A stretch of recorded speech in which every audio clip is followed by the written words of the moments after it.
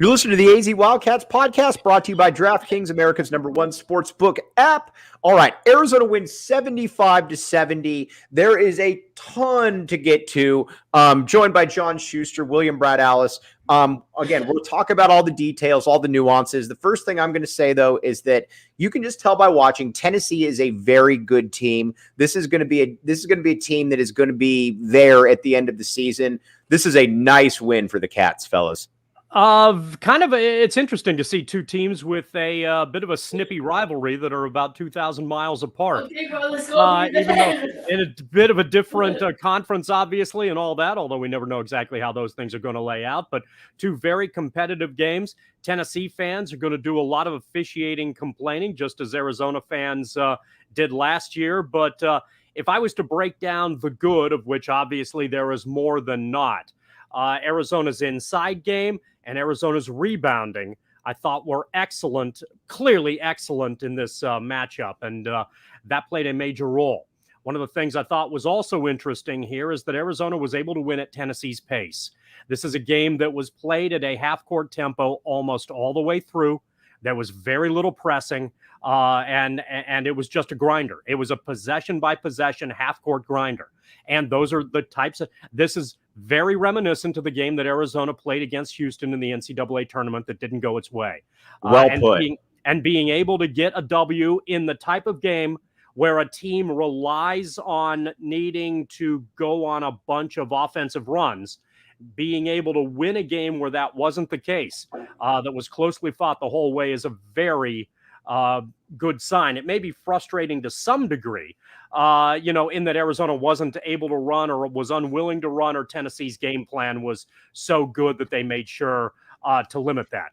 Complaints, I think a lot of Wildcat fans in the second half are going to be a little bit, probably were a little bit on edge, that Arizona just didn't try to pound it inside on every possession, especially when Tennessee made its run. It was a really interesting game in that obviously the Kriisa technical foul changed the whole complexion of everything. It really did. And it was weird in that the way that it looked to me, Arizona felt like it was in control of the entirety of the second half of that basketball game.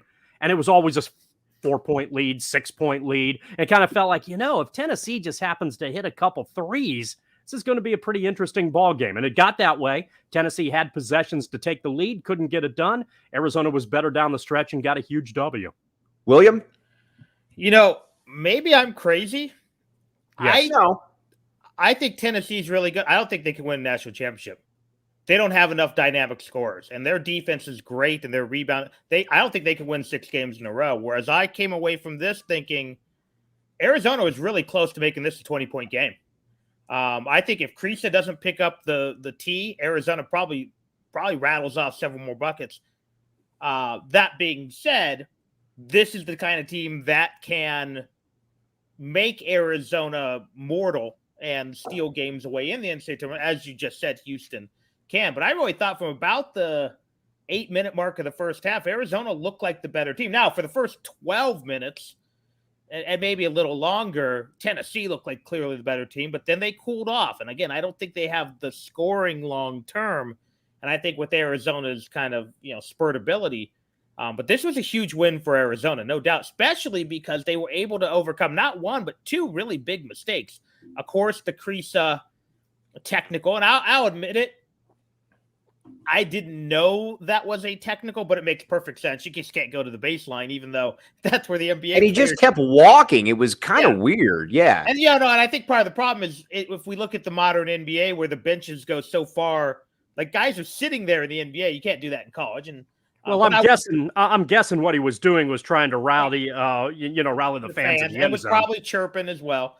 Second was the stepping over the end line on the inbounds pass. That's a huge play. That's a great call. And the fact that Arizona was then able to make the stop there and not let it get down to at that point a 1-possession game, although I think they did get it down to 3 at one point. So I think being able to overcome those 2 mistakes was huge. And the fact that, Kerr could have let himself get down on that. And again, he can't be doing that.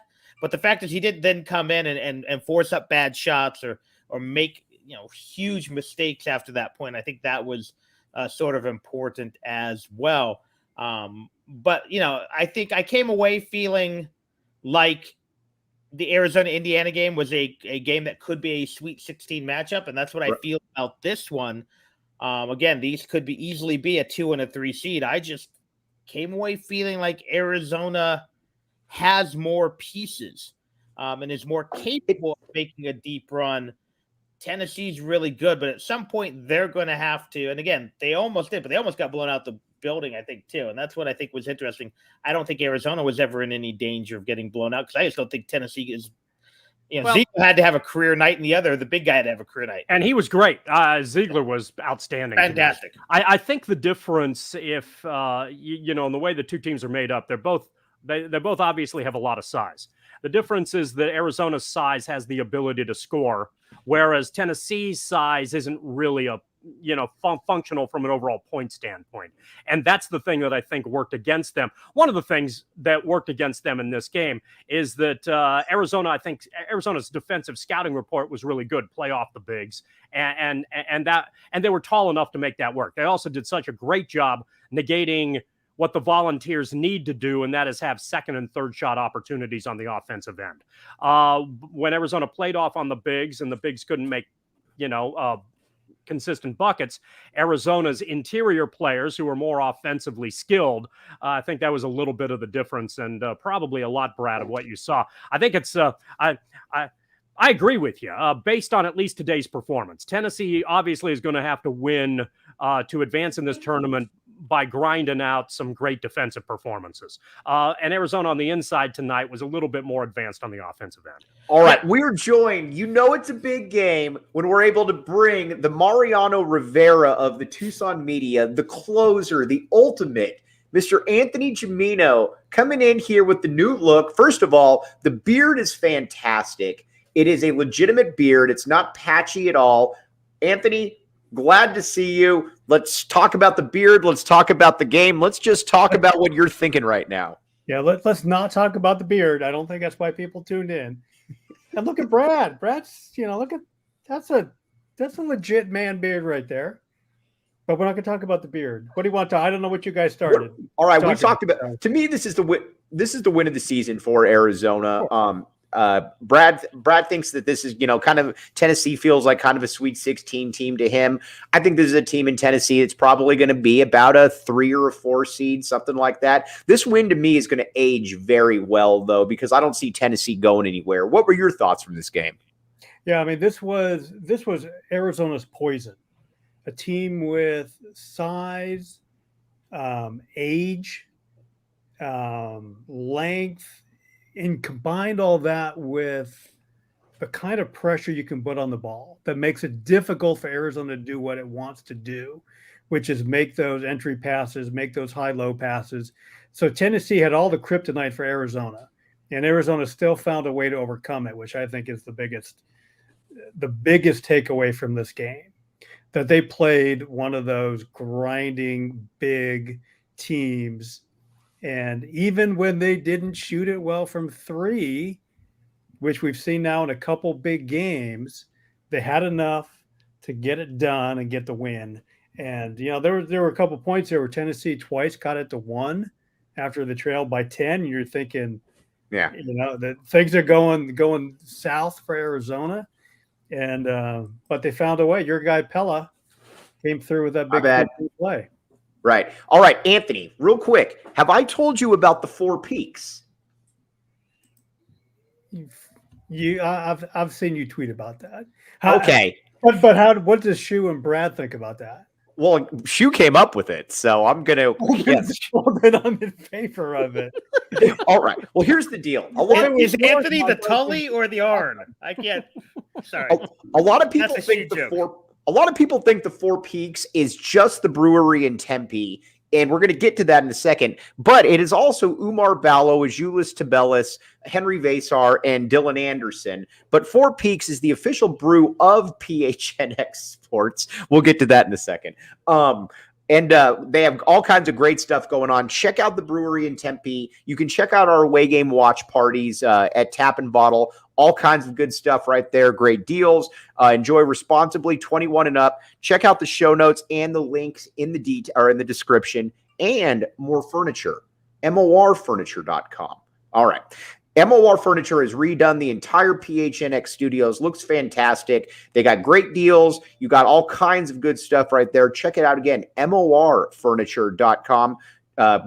Fantastic furniture at great deals, MORfurniture.com. All right. One thing about this team, though, that's kind of been a hallmark of Tommy Lloyd's teams is that whenever they've been down or whenever games have been close, they generally have played pretty well. They generally have kind of risen to the moment here. You think back to how many games last year would Arizona be down like 8 in the second half and they'd come back and win by 12. The Pac-12 championship game against UCLA, much the same. I mean, heck, TCU in the round of 32. There definitely is there's a perseverance, I guess. And does that come from Tommy Lloyd? Is this just a special group of guys? Is this just a team that's better than people? What do you think, Shu? Well, I guess when you're 42-5, you're probably going to win in a variety of different ways up to, right. True. to this point. So that helps. There were elements, and Brad loves the bingo card thing, and I hate to beat Brad to the KC punch here, but it's comparison to Gonzaga time. And one of the things that the Zags and Mark Few like to do, Few does this much better at this point. I think his teams are a little bit more advanced in the recruiting process and what he wants to accomplish than Arizona in terms of from a possession by possession standpoint. And it's kind of irritating, but it works really well. It's irritating because I don't think it's usually very effective at the college level, but Gonzaga does a nice job. They did this today. They're very good at running 25 seconds off the clock and then getting a bucket or getting to the line and making it difficult for and as a result of that, what it does is it's like you're putting an anaconda around every second of the clock, and you just milk that baby all the way to the end. And that's one of when Gonzaga gets up 10, you're usually not going to catch them because stopping them in 5 consecutive possessions is a problem. Arizona seems a little bit more game-to-game uncertain at this stage. It doesn't appear like, even though they were able to pull away, it doesn't necessarily appear that they have necessarily the guy on the roster that absolutely wants to or must take that shot. Kerr Kriisa is the closest. But even late in this matchup, it looked like a lot of their offensive possessions were kind of uncomfortable. So what they ultimately should try to do, I think, is just keep it simple. And that is pound it into Ballo, pound it into Tubelis, and try to get to the line by virtue of a free throw shot. The cut by Larsson away from the basket was a huge play to get to the rack and get the 3-point play. That was obviously very helpful and a very designed play. But possession by possession by possession late in games, it looks like you're not necessarily completely confident that Arizona's going to get a bucket at this stage. And hopefully as the season moves around, that's a maturation process. And again, it sounds odd given that they won a huge game, what is clearly their marquee game in the non-conference, and gutted it out against a team, as Anthony noted, that has a lot of parts that are difficult potential matchups for the U of A. And once they get to the tournament, are probably going to be problematic as well. So there were clearly a lot more good things that came out of this matchup than concerning things. But even so, you try to get better along the way. And this is one of those matchups where I think both teams, I don't want to say, clearly they don't feel good about it, but they both feel like they could beat the opposition if there was another rematch. And you're looking at, I don't remember which one of you made the comparison about, like this was a 2 or 3 seed type matchup in the Sweet 16. That's probably not terribly far off. And based on their resume right now, Arizona's got a chance at a number 1 seed if things go well. So that's certainly, and the advantage of, again, staying in the West. So there's obviously still a lot to play for here, and this is a game that helped them out a great deal. I got to give the crowd a lot of credit too. This was kind of a vintage throwback McKale crowd. Now, granted, I generally stay until about the under 12 timeout, then I jet home. But the crowd really, really was good here after about the first 7 or 8 minute mark, and it felt very much kind of like that, like I grew up watching in McKale. Brad, do you expect this team to be in the top 5 then in the rankings? Getting a lot of those questions on the right coming up next week. I think if the voters are stayed up late enough and paid attention, they certainly should be. I mean, Arizona is the only team in the country, I think, to beat 4 ranked teams so far. They are whatever they are and 1. But it's the polls coming out on December 19th. Right. Who cares? To be honest, I care, because right now, if we're doing a bracketology, they're most likely a 1 seed. Despite all the other undefeated teams, because Arizona has the resume with 4 ranked teams and have looked really impressive. But do I think they're one of the top 5 or 6 teams in the country? Yes. Do I think they'll be ranked there? I don't know. Game was on ESPN2. Should have probably been on ESPN, but we had to watch a bowl game between teams. Well, I was going to say, you had to get that bowl game in there right there. That's because Anthony Gimino, they know that he works for Lindy's and that he's a senior editor. And they said, you know what would make Anthony Gimino's viewing experience the easiest? And that's what they did. Yeah. Meanwhile, I was flipping between the U of A game, trying to watch Buffalo choke away the bye, and keeping an eye on the Suns somehow coming back on the Pelicans, even though the Pelicans GM was at McKale. Just saying. All right. Anthony, what do you from afar, what do you just watching this team this year vis-a-vis last year, what do you see, what has surprised you, what sticks out for you, what stuck out for you this game? Well, I think kind of piggybacking a little bit on what she was talking about, we know Arizona's got the best offensive interior duo in the country. Nobody's been able to stop them, no matter if you're those small pesky guys or you're the bigger physical guys like Tennessee had tonight. And on occasion, I mean, Arizona's not a bad 3-point shooting team, but we've seen them go 4 for 28 in a loss. We saw them go 5 for 24 today. So the constant is that inside game, but sometimes it's hard to feed those guys. Right. So when you're not shooting threes, where do you go? There's that third part that I think that's kind of missing on this team. And that's you get a guy clearing out on the side. He can take anybody one-on-one off the dribble. This team doesn't have that. And sometimes there isn't a Ben Mathurin, is what you're saying. Exactly. This team kind of needs Ben Mathurin, but every team needs Ben Mathurin. But they need somebody like him. And I think that could end up being, when these games, these big games against good teams, good defensive teams, it starts to slow down, it starts to grind. Where are you going to get those easier points? Because Tennessee, they made it difficult on several occasions, even though Tubelis and Ballo got their points, they got their rebounds. But that kind of worries me a little bit, is that, when you combine things grind to a halt, who's that guy? Yeah, when you have that poor shooting night, then where are you going to go? And I think one of the things we've seen is that it will, based on this game, it will grind to a halt. Arizona is going to find a half-court game in the NCAA tournament, possibly more than one half-court game in the NCAA tournament. That's what this game was. There was almost no transition there, and it was Tennessee did an excellent job maintaining the pace of this matchup, and Arizona won playing Tennessee's pace. Right. And the Cats still scored 75 tonight, which is, a nice number against an excellent defensive team. But beyond what happened in McKale, which is a big deal and good news for Arizona, this was a great day for college basketball as well. No joke, man. I was going to get to that, but go ahead. Yeah. And I think one of the things we saw here, Kansas looked impressive. Gonzaga on the road was impressive, although I think they're a step behind. UConn played a lesser team today, but appears to be the real deal. Houston won at Virginia.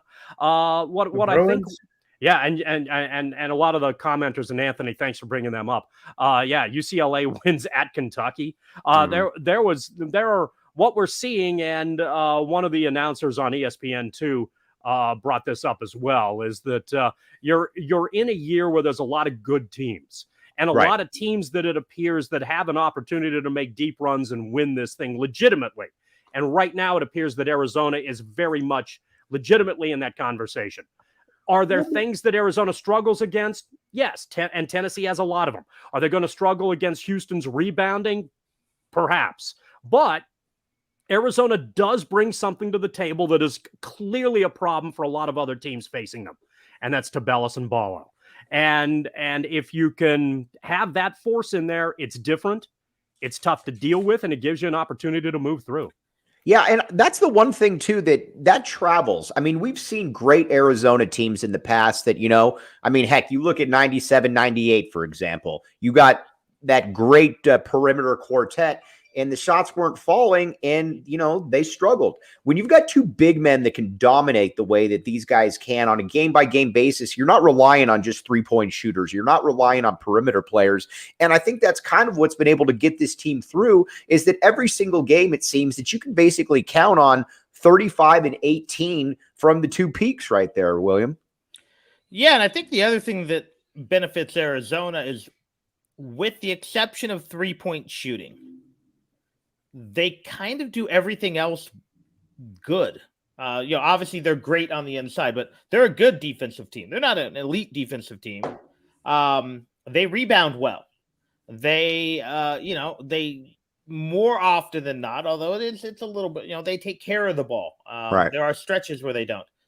So I think they can win in a variety of ways. I think the only, the big fear is maybe someone tries to go zone. You can't dump it down inside and you got to rely on the three. Now, I think they can get hot for stretches, but overall, this is probably a team that's going to, and I don't know what the current numbers are, but it feels like a team that's probably going to shoot 35, 36% from behind the arc. Yeah.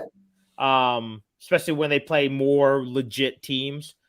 So unless they get into some kind of weird three-point shot, they can do everything well enough, I think, to play a variety of styles, which will keep them in games or let them, blow some teams away.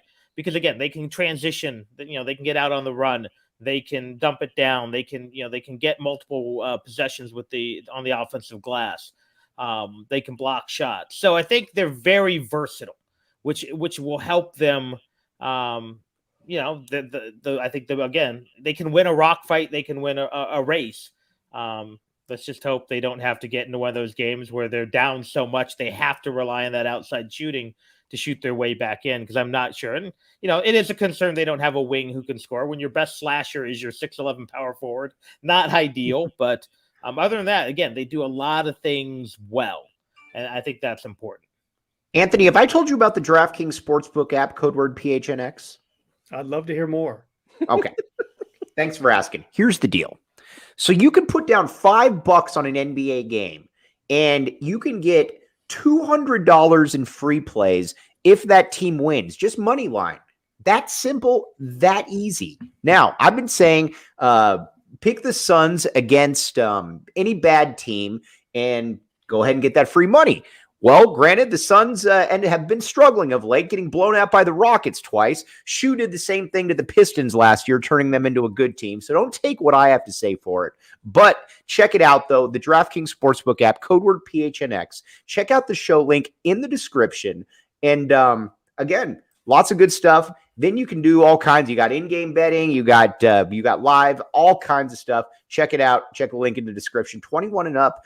Arizona only. Enjoy responsibly, though, as well. And I don't take my word for it. I like the Suns to get the 200, but they did win tonight, though, so you would have got money off that. But the Pelicans are a good team. I am done now going with that. Let's talk about the perimeter. Let's talk about Kerr Kriisa. He's always kind of been a little bit of a lightning rod here. We know that because, he plays with his emotions. This almost came back to bite him, though, AG. I mean, and that should have been called a technical. I mean, I hate to say it, but he walked onto the court. He walked halfway down the baseline. You can't do that. Do his antics worry you at all? Yeah, he get antics. Maybe let's just call it emotions. Which you love to see it, especially if he's on your team, but he can sometimes kind of be ruled by his emotions. So is Is that how we understood the call, that he walked that baseline and that was the reason for the technical? That's That my was- understanding. That was my understanding as well. Yeah. Yeah, crazy. I mean, that's just kind of stupid. I kind of feel the same way. Yeah. But You know what? He apparently- also, I will say this. Go ahead, he Brett. stepped over. Now, he didn't step on the court. Yeah. Yeah, but But even instead that, of I Ballo mean, was on the court too. that's exactly Yeah, I the know. point that I was going to make. Yeah. So That's my only I think, explanation. 'Cause so I think Jacob Hazard there's- even said he walked the baseline all the time. my understanding is that there is some sort of rule in the books that they all know about, and therefore it's one of those things that you just sort of automatically call, I guess. One of the things that looked bad, I think, that didn't help Kriisa in that situation is that the trainer came over to try to pull him back to the bench, and that brought more attention to it, and then it almost, at least in the officials' opinion, forced the official to make the call, and certainly it was a huge momentum change that gave Tennessee an opportunity that looked like it was about to slip away. Yeah. Well, the good news is Kriisa is never going to do that again.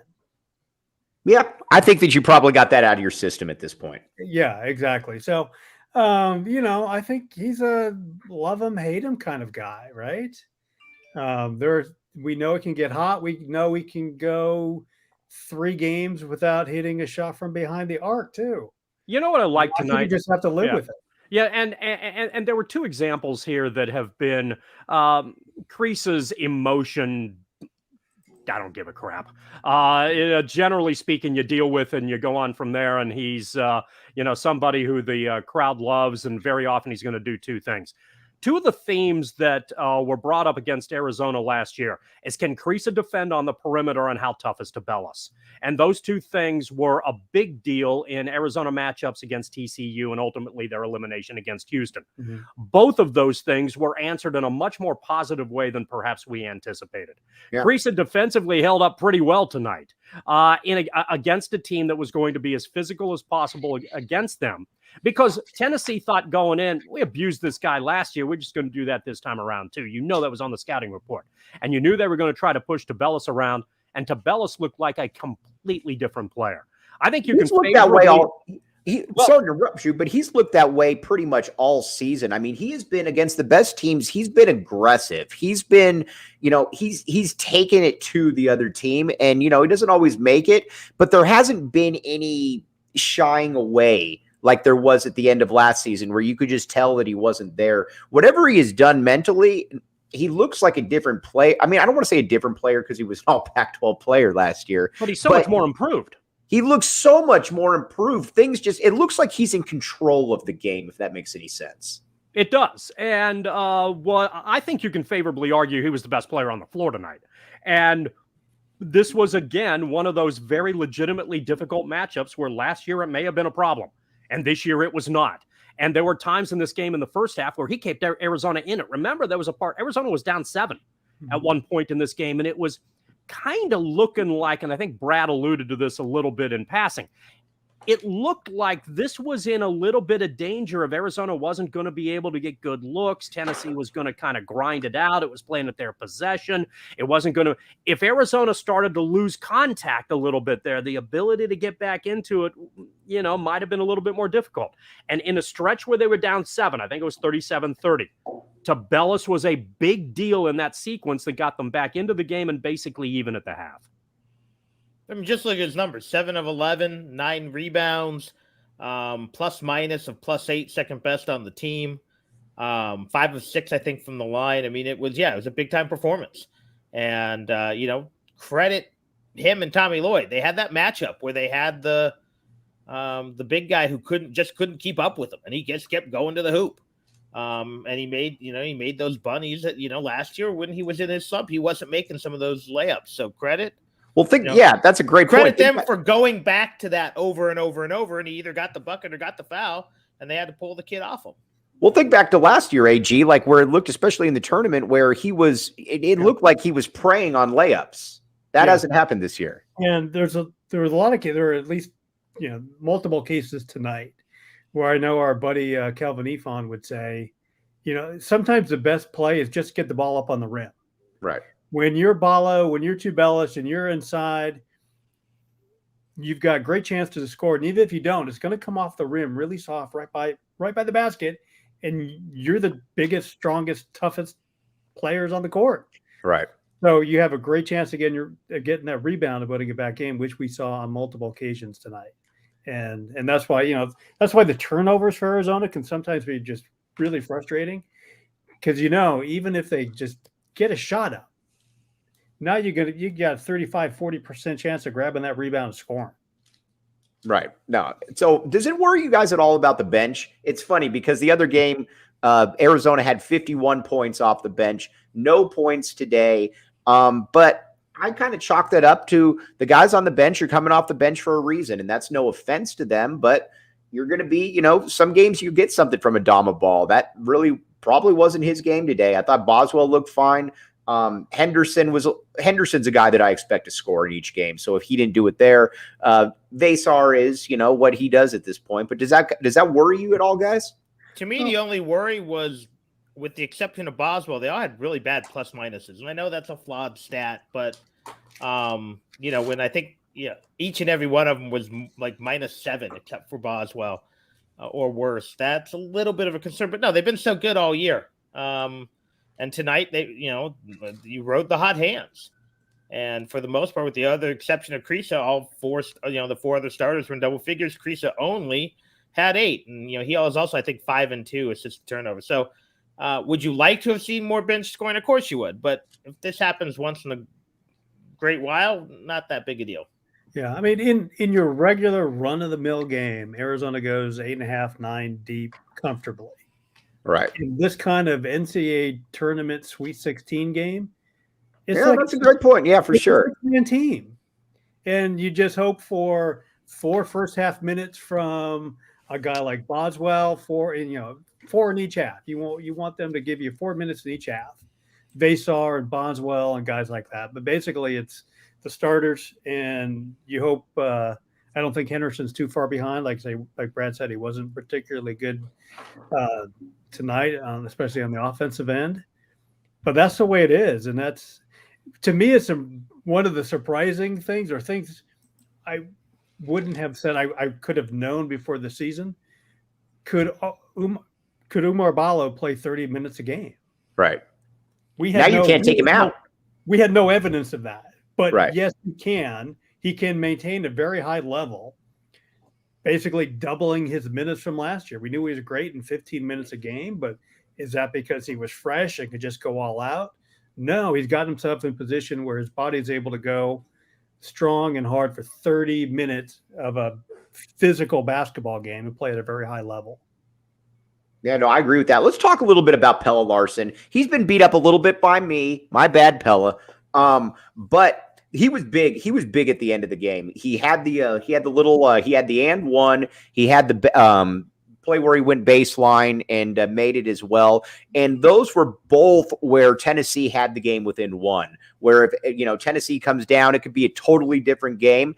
I think at this stage in the game, obviously Tubelis, Ballo, you could even argue Ramey are probably maybe a little bit more focal points of the team, but he was big here. And I think he reminded some people about why there were such high expectations for him coming into this season. I love everything the Arizona Wildcat version of Pelle Larsson does. Part of me misses the Utah Pelle Larsson, the one who could shoot the 3.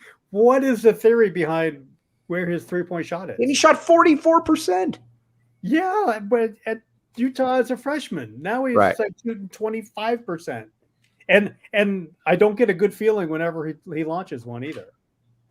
No, it looks like a prayer. It doesn't look like there's a confidence to it. Like Kerr Kriisa, when he doesn't make his shot, okay, but it looks like it looks like he expects it to go in.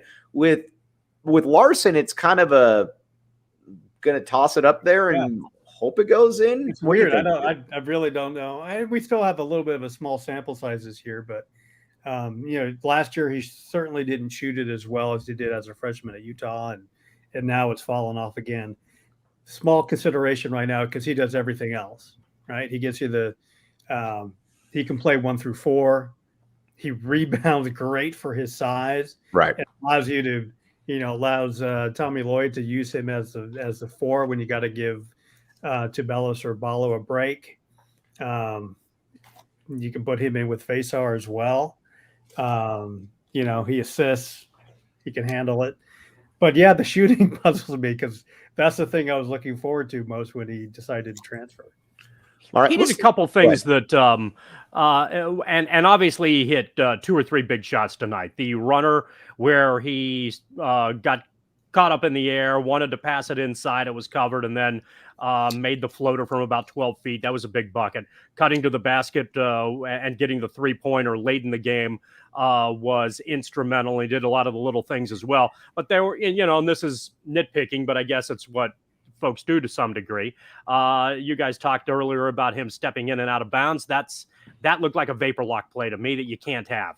And the other one that annoyed me was one of those moments where Arizona had an opportunity to separate just a little bit, and there was a loose ball, and he kind of stood there flat-footed and watched the play. Right. And Tennessee got to the loose ball and got an extra possession there as a result. So it seems like sometimes, there were a lot of other things that Larsson could have done.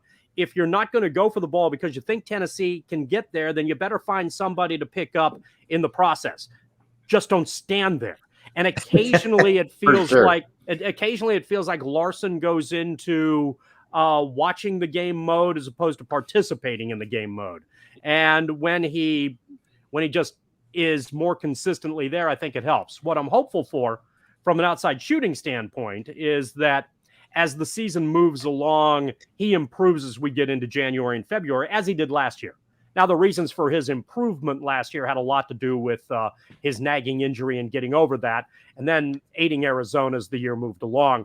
Hopefully, we'll see a different variation of that, but ultimately the same result where he can become the kind of consistent player that helps Arizona out a lot, including being a guy who you have to stay on, honestly, from three-point range. Shoot, that play, I remember that play, and at first I thought the same thing you did, that he was just not paying attention and let the guy kind of grab it. And then Tommy started yelling, and I thought he was screaming at Pelle. He was screaming at the ref. Pelle was looking for the foul. And that's not an excuse. You have to go for that ball, but that's what happened there. I think more than vapor lock or whatever. I think he was looking for the foul, but in that play, you don't get the whistle. Go get the ball again. Because I was like, Tommy is mad at Pelle. No, Tommy's mad at the official. Or Tommy is mad at Pelle, and he's taking it out on the official because Tommy doesn't. But that play I remember because I remember that exact play. Yeah, he just stood straight up, just kind of looked towards nowhere, and the Tennessee guy got the ball and got out kind of on the break, as much as Tennessee gets out on the break. Let's look ahead on the schedule a little bit. But, Anthony, another read that I get to tell you about now, game time. All right, let's just say, Anthony, you're a man. You're a man. You like look at that beard. I was going to say, Anthony, you've come in here and we've confirmed that you're a man. But let's just say that you're saying to yourself, you know what? I'd like to take my lovely wife to a game or to an event. You guys like going to events. I see you on Facebook. And you say, darn it, last second, don't know where to get tickets, have no clue where to go. That's where Game Time comes in. Game Time specializes in getting you tickets to all kinds of different events, sports, theater, you name it, and sometimes it's 60% off. So again, let's just say that you're like, I want to go flex my beard around town a little bit, but I don't know where to. That's where Game Time would help you find all the decisions many times cheaper. So again, check it out. The show notes in the description. Best way to support PHNX is by buying your tickets through the link in the description. Game Time. All right. You think you're telling me something new and like you're breaking news to me? I've already got that downloaded on my iPad. So, I could have told you about that. You have Game Time? Yeah. Oh. Yeah. See, that's the thing. That's why we have to bring the Don out of retirement from time to time, because he always keeps you on your heels a little bit. All right. I can't believe I'm going to say this. I'll try to introduce you to some new advertisers too. I appreciate that.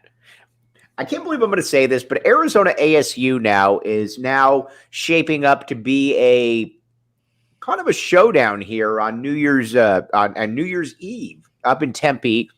ASU has played really, really good basketball, unfortunately.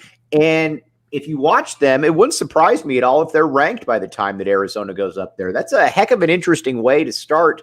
Well, again, I know Arizona's played, but that's an interesting way to start the start of the new year or the eve of the new year there, John Schuster. I don't. I know a lot of people out there like the idea of ASU being 0 and whatever, but the conference is better and the rivalries are better if ASU can actually be competitive on occasion. And this looks like one of those teams that has an opportunity to be that way that probably ought to be ranked. And those atmospheres when ASU on those rare occasions is able to believe that it's competitive and maybe have the personnel to make things interesting, make those environments in Tempe great. So that is an opportunity to be a heck of a party on New Year's Eve in the Valley. And it's a very good test for Arizona. What you're hoping for now, and I think the conference has enough teams that are okay, is that, once Arizona gets into conference play, on a regular basis, that it's going to have more than just UCLA out there. And that's been kind of one of the jokes I've seen sort of underneath in the comment section, that really it's Arizona and UCLA and boredom. Is it? I don't know. Utah looked pretty good in Salt Lake. I think Oregon's, even though Oregon, as usual, can't figure itself out in November and December, more often than not, when you get about 6 weeks from now, Oregon knows what it wants to do. There's talent and physicality on that roster. SC looks pretty good. And, ASU, like you said, playing good basketball. I do not think this is necessarily a walk in the park conference, and that hopefully is good news from a competitive standpoint from the Cats, as they don't get lackluster as this thing moves along and try to have to rebuild and, push things up again once we get into the tournament. And maybe because Arizona's in a position where they have a lot to play for from a seeding standpoint, that there's an opportunity to remain focused throughout the course of most of the regular year. And hey, it's an important game. Real quick, Arizona can't go 1-2 in the conference, and ASU has a chance to go 3-0 and get really their third quality win, maybe fourth if you count VCU. So it's an important game for ASU to stake claim to a seed and really put themselves in a nice position in the conference. And conversely, if Arizona goes 1-2, I mean, how weird is that? You can beat all these ranked teams, but you can't beat ASU and Utah. So I think it's a much more important game for both teams than maybe it would have been even if Arizona had beaten Utah. Jacob, can we go to By the Numbers here? I'm sure you got some pretty good stuff lined up right here on By the Numbers. Let's see what we got right here. All right. Wow, those are fairly similar numbers. I think the one that probably really stands out, though, will be the disparity in free throws. I think that was pretty much that's standing out as far as Tennessee fans are concerned. Yeah, but you know what? I don't feel bad at all, because last year it happened the same thing in Knoxville, and it just kind of is what it is. These numbers right here, are fairly similar, but Arizona got a lot more free throws. You can chalk it up to home cooking, whatever you want, but that's kind of what happened right there. Any thoughts on these numbers, fellas? 39-30 from a rebounding standpoint. Yeah. That's an excellent number for the U of A. Mm-hmm. For sure. Yeah, I can confirm everything you're saying about Tennessee fans, Mike, because I was texting with a coworker who's from Tennessee during the game. So I appreciate him now owing me a 6-pack of beer. Woo-hoo! All right. But oh my God, from the start, that first technical foul he thought was like the weakest technical foul ever. I thought that was obvious myself. You can't get a guy's face. Twice. Yeah, and it was prolonged. It wasn't just his first reaction after the basket. He kept going back in for more. Tennessee fans totally thought that McKale had bought and sold the refs. And it's like, this was a pretty good crew, right? This is a national level crew. And, I basically told him his bigs need to be more physical on the offensive end and get some fouls. I think there's a lot of truth to that, and I think that's the difference. If you delve into those numbers a little bit more, just to guess, not seeing them, the specific individual numbers in front of me. One of the things we talked about earlier in this podcast is that the difference between Arizona's bigs and Tennessee's bigs is that Arizona's more advanced offensively. Well, if you're more advanced offensively, you have an opportunity to get to the line as well, and I think that was probably where a lot of the disparity took place. Yeah, so Tubelis took 6, Ballo took 7. And then Larsson was great because, he was always fouled basically when he was inside in the paint. He took 9. He went 9 of 9. Right. So, for sure. That was the difference. Now, let me tell you about Tap and Bottle. All three of these gentlemen have been to the Tap and Bottle watch parties. Now, it does help when Uncle Kev makes his triumphant return to Tucson. That lures Anthony out. But it's a great time to go. Brad's been there. Shu's been there.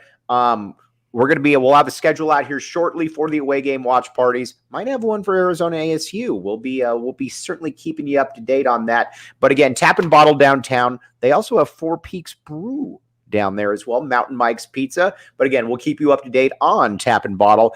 All right, guys. First of all, awesome engagement here. Appreciate all of you. Up to 187 lives right now. Very, very good. Very impressive, fellas. But, let's just kind of wrap this one up right here. John Schuster, what did you think? And then we'll go in order, and we're going to finish with the great Anthony Gimino. Well, it's obviously a very nice win for Arizona. And the fact that Arizona was able to win in roughly a half-court game at Tennessee's pace, and that Arizona didn't do anything to try to change the pace and still got a W in this matchup, I think is very important. And when you come across games like this in the tournament, I think by virtue of this performance, I don't know if Arizona's going to get the W every time, but you feel a little bit more confident about what it was that Arizona might be able to do, as opposed to the uncertainty that came to the equation last year.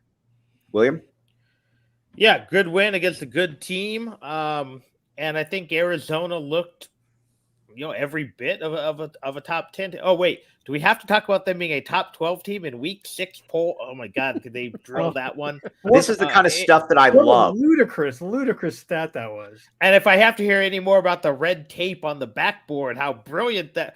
I can't believe Tommy Lloyd's the first guy to put tape on the backboard to show you where to bank your shot in on a drive. But no, it's a big win because Tennessee's really good. And while I kind of poo-pooed their chances to win 6 in a row in March, I could certainly see them winning 3 or 4 in a row in March. And that's the kind of team you have to beat in March. As we saw, Arizona could not beat a very similar team last year. So I think this is a huge win. It's a huge win for seeding. It's a huge win for confidence. So yeah, all told, really impressed with it, and congratulations to McKale for showing out. I haven't been as critical as some with McKale because they're still trying to get over the Sean Miller scheduling that kind of makes it tough to go out and where they have Morgan State and Montana State next week, but with 2 very important young men in town as well.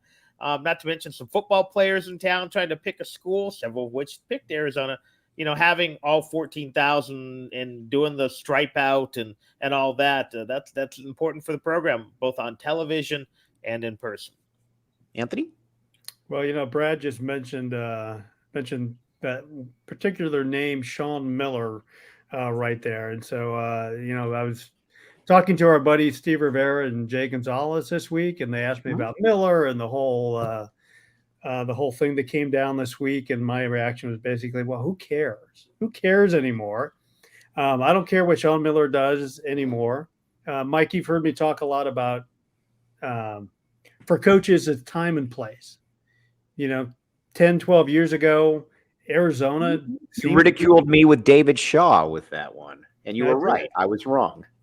Yeah, well, yeah, but you're right. Sometimes you lose it, right? 10, 12 years ago, Arizona was the right time and place for Sean Miller.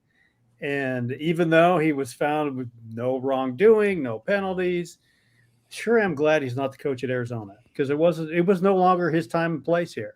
It's Tommy Lloyd's time and place. So I think for me, who's a little bit more reserved from this whole day-to-day stuff, if I can just kick back and watch and enjoy, then I think that's what Tucson is doing. And Anthony, what do you think of Tommy Lloyd?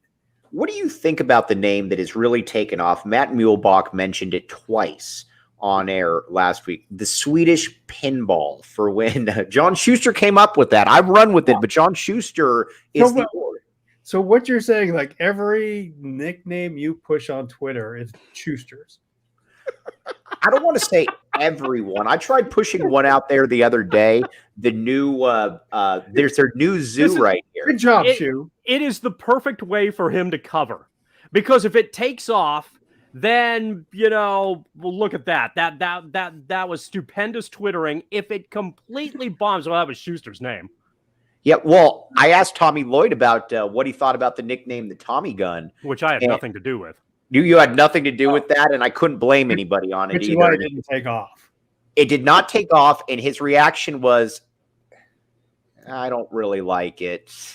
And I'm like, all right, I tried, coach. I don't know. I mean, if Muehlbach is backing the Swedish pinball, I guess I'll live with it, dude. That's all. I'm gonna live with it. All right, guys. First of all, everybody out there, really, really appreciate everybody. This was an awesome post-game show.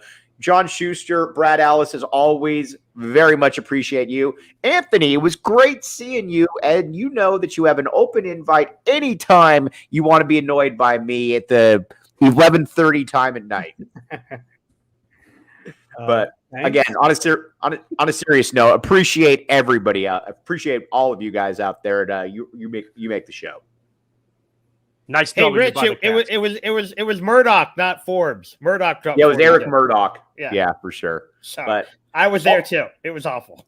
And as always, our good friend Jacob Franklin. I gave you a little bit of ASU love. Jake, none of this happens without Jacob Franklin, the tallest man outside of Brody Dryden in all of Arizona at 6 foot, coming in at 6'8". But enough needless information. Appreciate all of you. Back the A, big win for the Cats. I'll be back tomorrow with your podcast, and we'll be back with you on the post-game show Tuesday. You've been listening to the AZ Wildcats podcast.